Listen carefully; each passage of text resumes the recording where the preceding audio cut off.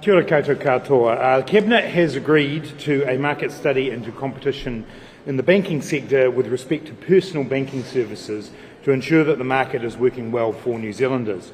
Obviously, the cost of living is top of mind for New Zealanders at the moment, and we do need to ensure that there is a competitive market among banks providing personal loans, mortgages, credit cards and other banking services so people have confidence that they are getting the best deal possible. There have been long-standing concerns about this issue and whether or not banks are delivering on the benefits of competition and whether the market is working well for New Zealanders. Banks have had consistently high profits over a number of years, and their returns on some measures have outperformed their peers in other countries. You'll all know that New Zealand's banking sector is dominated by a small number of big players. The four major banks make up around 85% of the mortgage and other lending market and hold 90% of the share of total bank deposits. Loans by smaller lenders are growing, but they do remain small in comparison. We believe now is the right time to do this study. There has not been an in-depth look into competition in the banking sector for some time, and we have lagged behind other countries who have done that work in recent years. I want to make clear that the market study will not look at bank culture and conduct. As some of you may recall, in 2018, the Financial Markets Authority and the Reserve Bank did do that work, and it did result in a number of changes that I believe have been beneficial for consumers. Turning my page over. Also, to be clear, calling the study does not reflect a view that banks are operating illegally or that any particular bank is doing anything specifically wrong. New Zealand's banking system is sound and it does contribute to our financial stability. Rather, what we want to do here is focus on identifying any systemic, sector-wide issues that may be impeding or discouraging competition, and therefore meaning that consumers are not getting a fair deal that they deserve. We believe that the Commerce Commission is best placed to do this work. It has the expertise and the powers to examine these issues with the seriousness that they deserve. We do need to ensure that there is a competitive market in the banking sector, and this study will help us get there. I'm now going to hand over to my colleague Dr. Duncan Webb to make a few introductory remarks before we take questions. Thank you.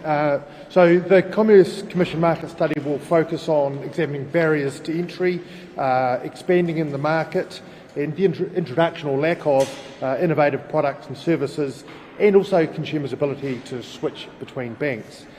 The Commission will examine banks' profitability and other financial measures to assess competition in the sector. And it is important that Kiwis can trust that they're getting a fair deal from their banks. These market studies are in depth. The study will be completed by the end of August 2024, and it will determine any actions needed to make sure that competition is working for bank customers. The Commission is expected to release a preliminary issues paper in August this year, and this will set a clear signal for the direction for the study and may uncover some discrete issues which the government could take steps to resolve ahead of the final report. And in addition to this, we're getting on with our work on open banking and consumer data rights, and we're releasing a draft legislation this week in that respect. And so consumer data rights will enable swift and easy comparisons and switching between banks. And whilst consumers already share their data, we want that to be able to be done in a much more trustworthy and effective way. So that's the guts of it, and we're happy to take any questions. Minister, this is the first time we've seen an interim discussion paper. Usually there is an interim document that's released about 6 months later. Why are you making this step now, and why is it happening in August this year? Well, I think... this paper, the study, was designed in consultation with the Commerce Commission. We discussed with the Chair of the Commerce Commission whether that would be a reasonable time frame to show the direction of travel, to show the issues that had been identified, and he was very comfortable with that. I do think it's important that we get on with the job. This is an issue that has been long-standing. There are a range of concerns that New Zealanders have, and I think, as Dr. Webb suggests, a couple of months gives the Commission time to prepare such an issues paper. Clearly, we want to do the job properly, so that means it will go into next year. So gives people an interim marker post for the direction. Some cynics would say, Yes. if I could just follow up, some cynics would say that this is a pre-election ploy for the government to look like it's cracking down on big banking. I don't indulge cynics. Yes? Is the public getting fed in? Well, that's what the study is designed to find out. I know that a lot of New Zealanders look at, for example, the level of bank profits and they say, well, is that fair? We need to get to the bottom of that. The issues are not easy to be able to pick your way through. That's why the Commerce Commission are the right people to do the work. But we have to give New Zealanders that confidence. As I said in my introductory remarks, New Zealanders can have confidence in the stability of our financial system. That is a given. What we need to test is whether or not we have a sufficiently competitive market that it delivers that fair deal. Do you think that it's fair that banks are making $7 billion in profit? And that is exactly the question that we need to ask. Now, when we compare ourselves to other countries around the world, I'm going to answer, Mikey. When we compare ourselves to other countries around the world, we can see that the level of profit on equity or return on equity is higher than the average across the world. Now, the banks will say to you that there are specific reasons for that. We need to pull that apart. In a time when New Zealanders are struggling with their cost of living, I think it is reasonable for people to say, are we getting a fair deal here when we see those level of profits? That's what we have to test. And, can I just add to that? In addition to profits, one of the reasons a market can be competitive is ease of switching, new products and innovation. That's how we drive prices down, along with a simple profits focus. So the Commerce Commission has the tools to look at this and find out if we do have the right degree of innovation and ability to switch in the banking sector. Why doesn't the government give Kiwi Bank more capital or allow us to attract capital from elsewhere so that it can be a true competitor? Yeah, I mean, two different hats I'm wearing here today, but obviously, we, in terms of the role that we see Kiwi Bank playing, we do want it to continue to be the disruptor role that was its initial vision. There are a variety of ways in which the government could do that. As you know, the ownership arrangements have recently changed, and over time the government will look at what it can do to support Kiwi Bank to be the player in the market we want to be. I don't think that takes away in any sense from the system issues that we're trying to get to today. How would you describe banking profits? Ginormous, excess, concerning, reasonable? What I'd say is they are large in comparison to other countries, and that opens up a line of inquiry that I think is important for us to get into. As I said before, the banks themselves will tell you that there are reasons for that. An inquiry like this will allow us to dig into it. What I would say is that if you're a person struggling with the increasing cost of living, struggling with the cost of food, and you turn around and you look and you see the profits that banks are making, you have legitimate questions. That's what this study is designed to answer. There were other fields that came up into insurance, for example. Why specifically banks? These decisions are made firstly on the basis of what people are feeling in their pockets every day, and certainly banks was something that was raised time and again. And when those discussions were had with the Commerce Commission, there was agreement that this was an area which could be looked at, and in terms of whether those profits are extreme, whether they're anti-competitive profits, they think it's the right place to look. And this is looking into retail banking, mortgages, savings accounts, credit cards that touch on everyone's lives. Just to add to that too, Amelia, if you look at the other studies that we've done, fuel, supermarkets, building supplies, these are things that people deal with every single day. Banking is similar to that. It would be arguable, I agree, that insurance could be a sector we look at. We've only got time to do and resources to do these inquiries properly, one at a time like this. And so we'll take ideas about future ones as we go. But I think you'd agree, in terms of people's day-to-day lives, the subjects we put into a market study are important. The sector would say that it is competitive, though. Sorry, I missed the beginning of that. The sector says it is competitive in the number of banks that are in the field. What is going off on your radar as you think? Well, I think it's, you just need to talk to anybody on the street and their experiences of dealing with banks. There is the concern about profitability, but equally, as Dr. Webb said, how easy is it to be able to move between banks, to see innovative products come into the market, to be able to take them up? I had someone just as recently as a few days ago talk to me about bank fees as well, and trying to understand what they work, how they work. So all of those quite practical issues are ones that can be looked at here. But there is a person on the street test here. I'm sure you'll probably go out and do some of that, and you will find that I think most people would say, if that's the case, if banks argue that they are genuinely competitive, then this will be a study that will show that. Sorry, Thomas?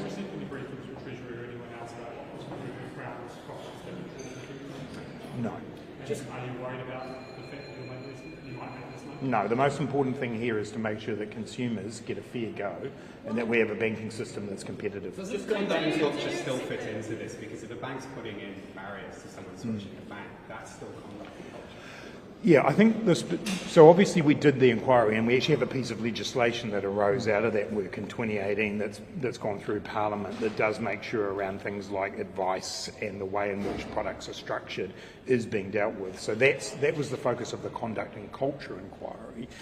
But the ability to switch banks is obviously one issue that's still live, and we are still dealing with both through open banking and also potentially through this study. Do you accept that some of the government and Reserve Bank's policy making in the past few years has perhaps impacted bank profits, particularly slashing of interest rates, business finance guarantee scheme not including non-banks, funding for lending program limited to certain banks? These things have all helped the big four banks. Do you accept some responsibility? Look, obviously the decisions that were made during COVID were the ones that we've all discussed many times before on making sure that we kept the economy moving forward, that we kept liquidity within the banking system. Those decisions were made mainly by the Reserve Bank, but also allowed via things like the indemnity by us. What I would say is I don't believe that there's huge evidence of a windfall gain for banks.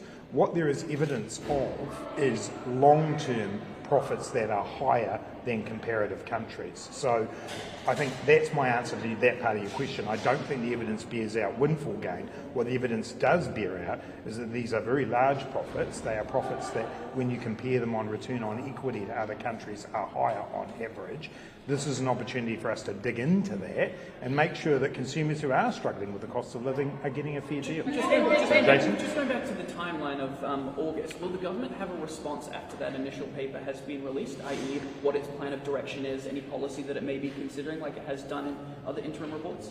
Well, if the interim report, if that preliminary issues paper shows something that is a glaring need for attention, of course we'd look at it. But at the same time, we can't preface what that report will show. And just going back to it, the Commerce Commission has said that they wanted this report in August this year, very out of character from what they've done with the other market studies. It was them that pushed for this, not the government. Well, we consulted on it. They're very comfortable with delivering. Was it you or the Commerce Commission? Oh, look, to be honest, I don't recall, but they're very happy to give a paper about their direction of travel, and very happy to signal where they'll be looking. So but just to confirm, you don't... Sorry, Amelia? Yep. Yeah, but essentially, though, to Jason's point, that means that parties are able to campaign on what they would do in response to the... So no, let's be clear, it's an issues paper, it's not the full report, it's simply indicating where the bank, when they do their initial work. But there's no great conspiracy to be looking at here. This is about making sure that people can see the direction of travel. I have no doubt that parties will campaign in the election on what they think should happen in the banking sector.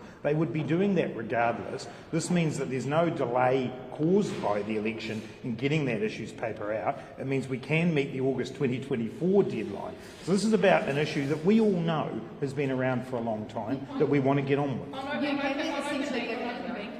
The government has dragged its heels on that for years. Previous government talked about open banking, and we still don't have open banking. So again, do you take some responsibility for that? Oh, we've been working hard on it. I mean, Dr. Webb will tell you about what's about to happen. Yeah, well, look, we'll be consulting on that this week, so you can expect to see draft legislation this week. I think it's probably one of the most significant gains we can make, not just for banking, but across a number of industries, so that people can compare and switch easily. So we're working as fast as we can on that. It's slow though, isn't it? And banks don't want it. So, is the government also just, dragging its heels? As I said, this was talked about. Well, to be fair, the banks have come out and said that they'll be ready next year for the Big Four, 26 for Kiwi Bank, and part of that is that we've been pushing and talking about open banking with the banks, certainly since the beginning of this year, in my case, which is what I expect to. Why does this inquiry focus on the personal sector? Why does it exclude lending into the business sector?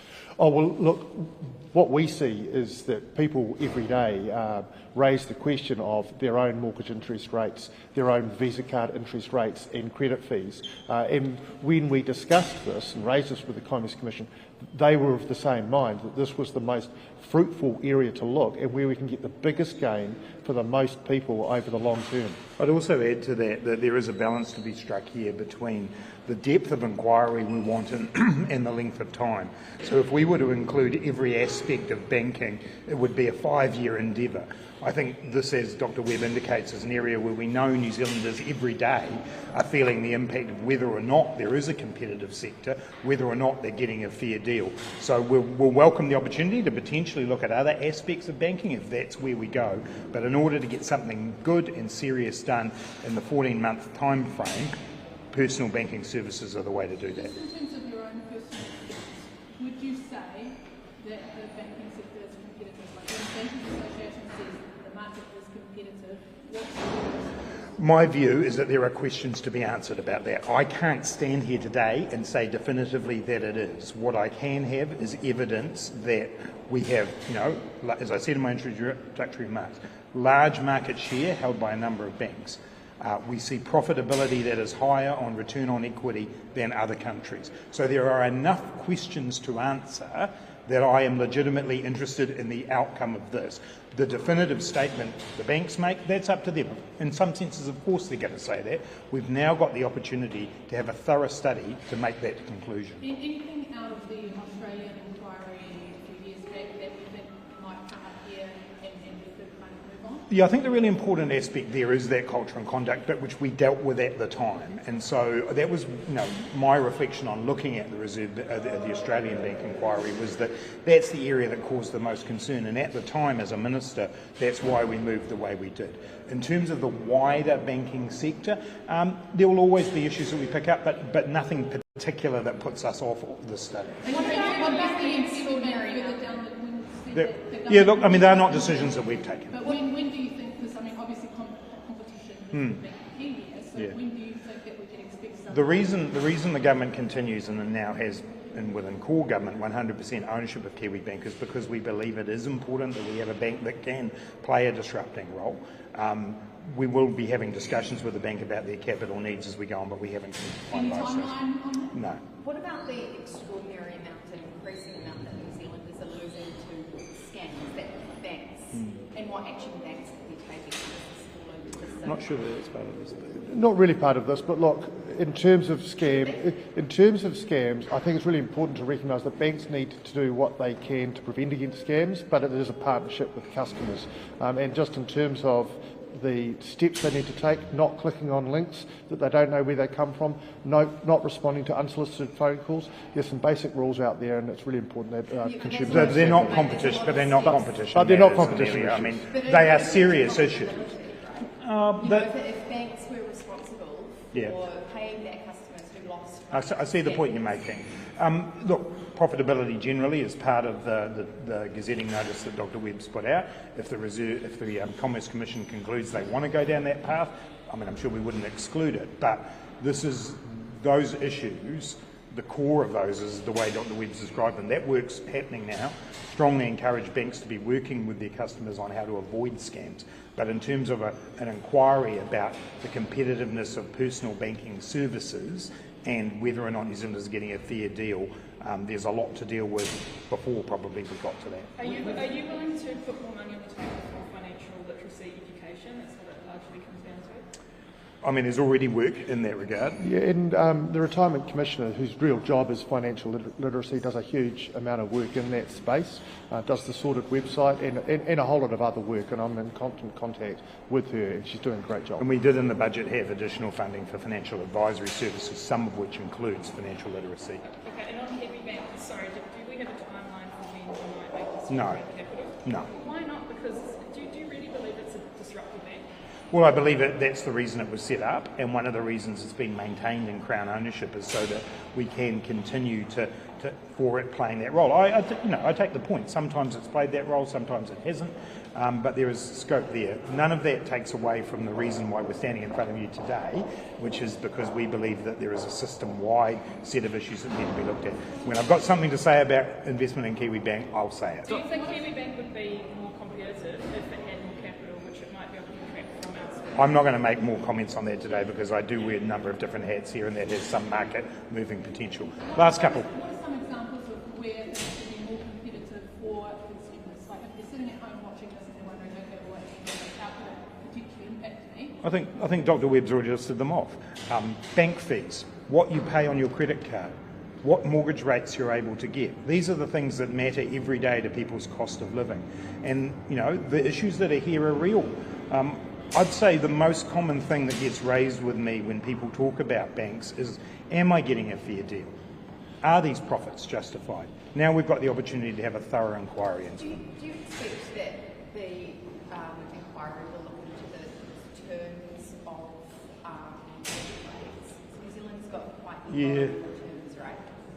Yeah, so that actually goes to the range of products being offered, and the fact that the longest mortgage you can get in New Zealand is generally a 5-year mortgage. There's a question to be asked about why is it that we don't have competition for 10 or 20-year mortgages. So that's a classic example of a market that looks a little stagnant, and we'd like to know why. Can I just go back to the question about the timeline here? This is the first time that, and I know I'm sounding like a broken record, but it's the first time that the Commerce Commission has come out with this paper idea. It's unprecedented. They've done about 5 or 6 market studies. You can't tell me whose idea it was, either yours or the Commerce Commission's. You can't. I have a number of roundtable discussions with the Commerce Commission where ideas are bandied about. We settled on this study with this timeline in a cooperative and collaborative manner, and I'm very happy with that. And just to, Would you like to get a bit of airtime on this before the election? well, With this paper? I don't think that's the point, Janae. The point is that we have a study that's underway. These issues will be discussed. The issues paper isn't going to come to a lot of definitive conclusions, I imagine. What it does do is provide the opportunity for everybody to understand where we're at. You could have a counterfactual. We could say, well, we're not going to do the issues paper before the election. We then have the post-election period. We perhaps wouldn't get the issues paper into early 2024. That would delay the whole inquiry. So you could also look at it that way. All right, last one. Oh, yeah. To what extent will New Zealanders actually be able to say, like, who's, making the most profits, or who, which banks aren't perhaps doing what they should, or is it all going to be? Well, that information is already available, of course. People can see the profits that banks are making. I imagine when the Commerce Commission gets into that, they will be pulling apart data relative to the rest of the world as well as internally relevant, but you can already see that. Thanks, everyone. Right, thank you.